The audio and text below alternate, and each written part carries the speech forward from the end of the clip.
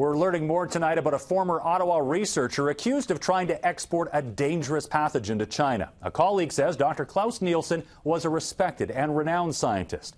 But now Nielsen and a woman he worked with are charged with breach of trust. It's a case with international implications that has shocked the science community. Wabgisha Grice has more. As an expert in viruses, Dr. Earl Brown has collaborated on diagnostic tests and other research with Dr. Klaus Nielsen. Brown says Nielsen has been in the news in recent years for his work, but he never imagined seeing him in the headlines for an arrest and serious charges. I was quite shocked. I knew he worked in the area. I knew he was going to China back and forth.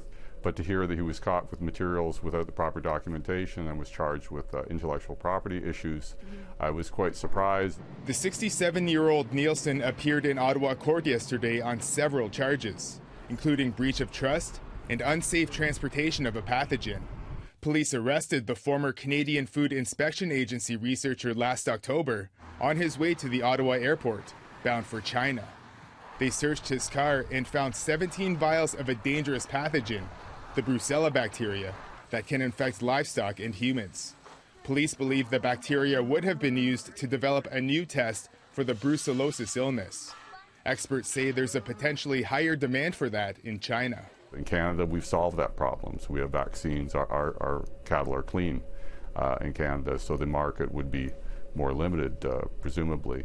But I imagine the market's big in China because they've got an ongoing problem with brucellosis in their livestock. Police have also issued a Canada-wide arrest warrant for 48-year-old Wei Ling Yu, who co-authored research papers with Nielsen at the CFIA. This former CSIS intelligence officer calls this an unusual case. What is unusual is the product that they were trying to bring back to China. This was highly risky. It could have contaminated some people on board the plane, could have made the people at risk, the life of the passengers. Police believe Yu is currently in China. Nielsen, meanwhile, will make his next court appearance on April 17th. Wabgisha Grice, CBC News, Ottawa.